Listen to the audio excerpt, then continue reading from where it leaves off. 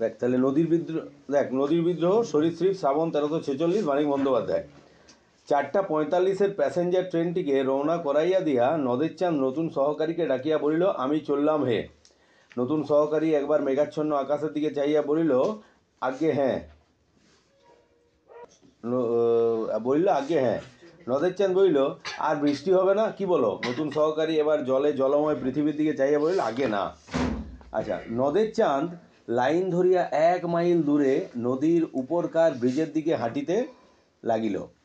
5 দিন অবিরত বৃষ্টি হইয়া আজ এই বিকালের দিকে বর্ষণ থামিয়াছে। তাহলে কদিন বৃষ্টি হয়েছিল? Short question important. 5 দিন নদীকে দেখা হয় নাই। নদের চাঁদ ছেলে মানুষের মতো ঔৎসুক্য বোধ করিতে লাগিল। আকাশে যেমন মেঘ করিয়া আছে, হয়তো আবার কিছুক্ষণের মধ্যেই প্রবল ধারায় বর্ষণ শুরু হইয়া যাইবে। যা হোক, ব্রিজের এক পাশে আর চুপচাপ বসিয়া কিছুক্ষণ নদীকে না দেখিলে সে বাঁচিবে না। মানে বোঝা যাচ্ছে নদের চাঁদের নদীকে বিরাট ভালো লাগে। 5 দিনের আকাশ ভাঙা বৃষ্টি না জানি নদীকে আজ কি অপরূপ রূপ দিয়েছে। দুদিকে মাঠ ঘাট জলে ডুবিয়া গিয়েছিল। রেলের উঁচু বাঁধ ধরিয়া হাঁটিতে হাঁটিতে দুপাশে চাহিয়া চাহিয়া নদের চাঁদ নদীর বর্ষণপুষ্ট মূর্তি কল্পনা করিবার চেষ্টা করিতে লাগিল। 30 বছর বয়সে নদীর জন্য নদের চাঁদের এত বেশি মায়া একটু অস্বাভাবিক। মানে 30 বছর বয়স, নদীর প্রতি এত ভালোবাসা, একটু সবাই ভাববে বাচ্চা ছেলের মতো মনে হবে। কেবল বয়সের জন্য নয়, ছোট হোক তুচ্ছ হোক, সে তো একটা স্টেশন মাস্টার। মানে নদের চাঁদের পেশা কি? Station master. দিবারাত্রি মেল, প্যাসেঞ্জার আর মালগাড়িগুলির তীব্র বেগে ছুটাছুটি নিয়ন্ত্রণ করিবার দায়িত্ব যাহাদের, সেও তো তাদেরই একজন। নদীর জন্য এমনভাবে পাগলা হওয়া কি তার সাজে? নদের চাঁদ সব বোঝে, নিজেকে কেবল বুঝাইতে পারে না। নিজের এই পাগলামিতে যেন আনন্দই উপভোগ করে। খুব ভেরি ইম্পর্টেন্ট লাইন। বলছে নদের চাঁদ সব বুঝতে পারে যে লোক কী বলবে, কি নদীর প্রতি নদী পাগলা, কিন্তু সব জানে, কিন্তু নিজেকে বুঝাতে পারে না। নদীর প্রতি এত টান তার। অস্বাভাবিক হোক, নদীকে এভাবে ভালোবাসিবার একটা কৈফিয়ত নদের চাঁদ দিতে পারে। Very important line. যে কী কৈফিয়ত নদের চাঁদ দিতে পারে, কেন সে নদীকে ভালোবাসে? উত্তরটা শোন। নদীর ধারে তার জন্ম হইয়াছে, নদীর ধারে সে মানুষ হইয়াছে, চিরদিন নদীকে সে ভালোবাসে। মানে যেখানে তার জন্ম সেখানেও নদী ছিল, চিরকাল নদীর ধারেই সে বড় হয়ে উঠেছে, তাই নদীকে সে একটা, মানে নদীর প্রতি তার একটা প্রচণ্ড ভালোবাসা আছে। দেশের নদীটি তার হয়তো এই নদীর মতো এত বড় ছিল না, কিন্তু শৈশবে, কৈশোরে আর প্রথম যৌবনে বড় ছোটোর হিসাব কে করে? দেশের সেই ক্ষীণ স্রোতা নির্জীব নদীটি অসুস্থ দুর্বল আত্মীয়ার মতোই তার মমতা পাইয়াছিল। বড় হইয়া একবার অনাবৃষ্টির বছরে নদীর ক্ষীণ স্রোতধারাও প্রায় শুকাইয়া যাইবার উপক্রম করিয়াছে দেখিয়া সে প্রায় কাঁদিয়া ফেলিয়াছিল। দুরারোগ্য ব্যাধিতে ভুগিতে ভুগিতে পরমাত্মীয়া মরিয়া যাইবার উপক্রম করিলে মানুষ যেমন কাঁদে, বুঝ। বলছি একবার গ্রীষ্মকালে নদীটা শুকিয়ে যাচ্ছিল গ্রামের, নদের চাঁদ কাঁদিয়ে দিয়েছিল। যেমন করে নিজের আত্মীয় রোগে মারা গেলে যা হয়, নদের চাঁদের সেরকম দুঃখ হয়েছিল, সে কেঁদিয়েছিল। মানে নদীর প্রতি ভালোবাসাটা তার সাধারণ ভালোবাসার থেকে উঁচু, অনেক বেশি। ব্রিজের কাছাকাছি আসিয়া প্রথমবার নদীর দিকে দৃষ্টিপাত করিয়াই নদের চাঁদ স্তম্ভিত হইয়া গেল। 5 দিন আগেও বর্ষার জলে পরিপুষ্ট নদীর পঙ্কিল জনস্রোত সে চাঞ্চল্য দেখিয়া গিয়াছে, কিন্তু সে চাঞ্চল্য যেন ছিল পরিপূর্ণতার আনন্দের প্রকাশ। আজ যেন সে নদী খেপিয়া গিয়েছে। গাঢ়তর পঙ্কিল জল ফুলিয়া ফাঁপিয়া ফেনোচ্ছ্বাসিত হইয়া ছুটিয়া চলিয়াছে। এতক্ষণ নদের চাঁদ একটি সংকীর্ণ ক্ষীণস্রোতা নদীর কথা ভাবিতেছিল।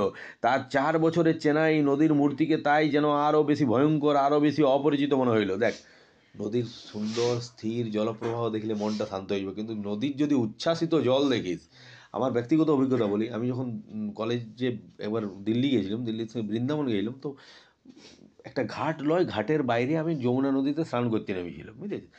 তো নামা মাত্র বালিটা একটু সরকি যায়, আমি মোটামুটি এতটা চলে আসছিলাম। এইটার থেকে ভেবে দেখ, এতটা জল আছে, আর যখন এমনি তাকাচ্ছি তাহলে জলের লেয়ারটা দেখতে পাচ্ছি, তোদেরকে বুঝাতে পারবো না যে ভিতরটা, মানে ভিতর পর্যন্ত শুকিয়ে যাবো ভয়ে ওইটা দেখার পরে। মানে আমি জাস্ট এত দূর আছে, এবার যখন তাকাচ্ছি না, শেষ প্রান্তটা ভালো করে দেখতে পাচ্ছি না, আর জলটা স্থির জল নয়, বিরাট জোরে প্রবাহিত হচ্ছে। আমি পাড়ে আছি বলে আমি প্রবাহটা পাচ্ছি না, কিন্তু এতটা যখন দেখছি না, বালিটা ধীরে ধীরে সরছে পায়ের নিচে, মানে ওটা যে কী ভয়ঙ্কর। তাই বা কোনোদিন যদি গঙ্গার স্রোত আসা দেখিস, মানে রীতিমতো মনে হবে যে এর থেকে ভয়ঙ্কর কী হতে পারে। আর সেই নদী যখন কম জলপ্রবাহ হয়, তখন দেখবি কাঠগেড়ের মতো জায়গায়, যেখানে নদী অনেক হালকা, দামোদর যখন শুকিয়ে যায়, তখন তখন তো মনে হবে পাশ সাথে বসে থাকি, বালিতে বসে থাকি, কিন্তু প্রচণ্ড জলোচ্ছ্বাস হলে তার থেকে জীব ভয়, মানে ভিতর শুকিয়ে দিবে এরকম আর কি।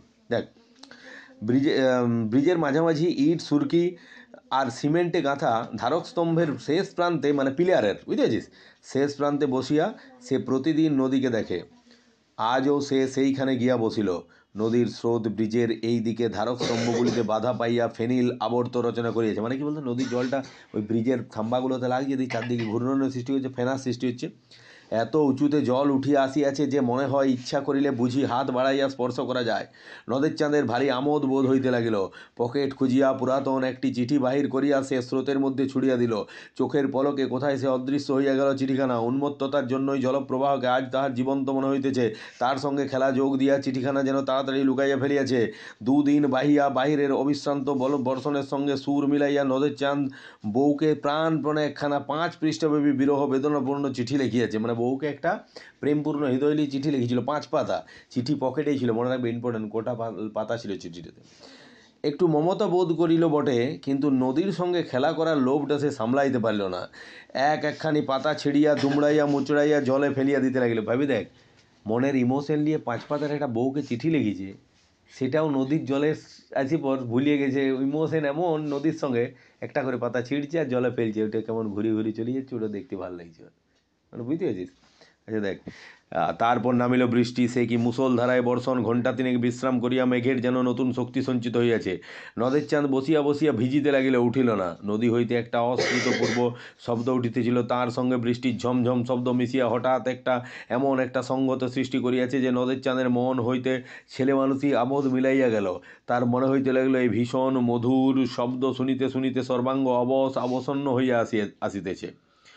মানে এতক্ষণ ধরে বসেছিল, বৃষ্টিতে ভিজছিল, হঠাৎ করে তার মানে অন্য মনে ছিল, হঠাৎ করে মনটা ফিরে পেতে দেখছে যে এত জলোচ্ছ্বাস হচ্ছে। তখন তার ভয় হলো যে এখানে আমি এইভাবে বসে আছি। নদের দেখ, ক্রমে ক্রমে দিনের স্তিমিত আলো মিলাইয়া চারিদিকে অন্ধকারে ছাইয়া গেল। বৃষ্টির একবার কিছুক্ষণের জন্য একটু কমিয়া আবার প্রবল বেগে বর্ষণ আরম্ভ হইল।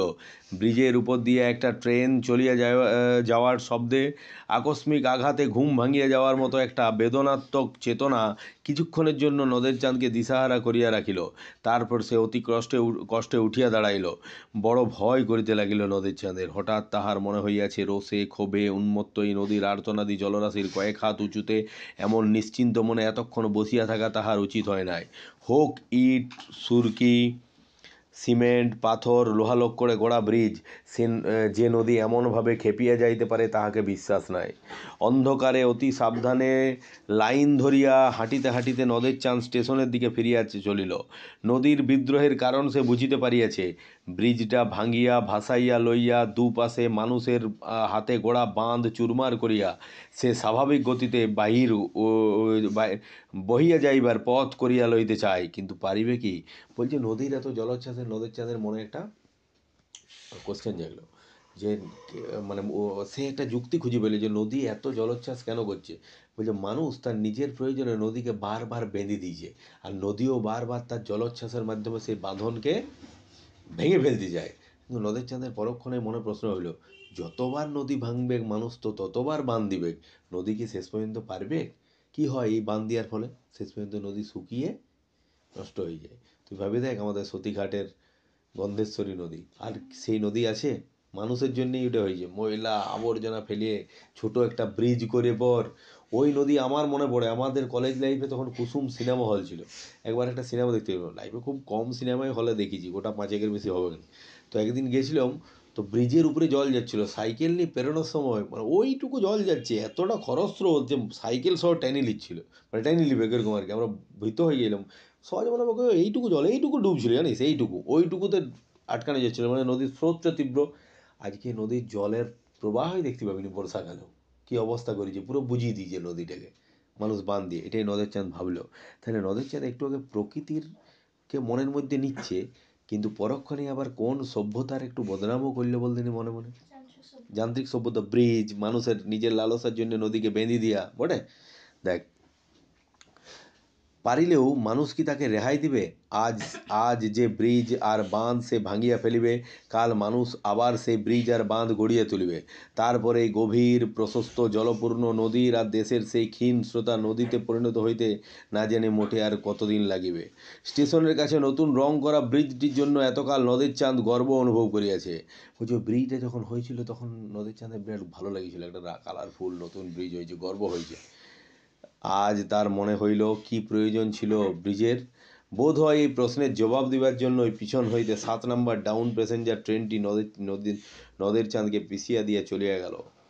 ছোট স্টেশনটির দিকে নদের চাঁদ 4 বছর যেখানে স্টেশন মাস্টারি করিয়াছে এবং বন্দি নদীকে ভালোবাসিয়েছে।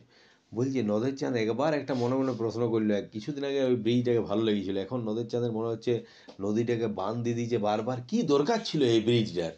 বলছি সেইটার উত্তর দেওয়ার জন্যই পিছন থেকে 7 নম্বর ডাউন প্যাসেঞ্জার ট্রেন নদের চাঁদকে একদম পিছিয়ে দিয়ে চলে গেল। মানে আমি প্রথমেই একটা কথা বলেছিলাম যে প্রকৃতির কোলে থেকে প্রকৃতির দুবার বদনাম করলে মাদার নেচার তোকে অনেকবারই বাঁচিয়ে দিবে, কিন্তু যন্ত্র সভ্যতার একবার বদনাম নদের চাঁদে জীবনটাই শেষ করে দিল। এটা ওটা ভিতরের মিনিং, পার্টিকুলার কি ওইটা বলার জন্যই ওইটা ঘটলো, কিন্তু এটা বললো একবারই সে বললো দেখ ব্রিজটার কি প্রয়োজন ছিল, দরকারই থাকেনি মূলত, কারণ সে ওই অন্যমনস্ক ছিল। এবং 7 নম্বর ডাউন প্যাসেঞ্জার যে ট্রেনের গতিটা নিয়ন্ত্রণ করার কাজটাই ছিল স্টেশন মাস্টারের, সেই নগর সেই যান্ত্রিক সভ্যতার কর্মচারী একজন নদের চাঁদ, সে তো সেই রেলেরই কর্মচারী, সেই যান্ত্রিক সভ্যতার কর্মচারী নদের চাঁদ যান্ত্রিক সভ্যতার একবার বদনাম করলেই তার পরিণতি ঘটল মৃত্যু।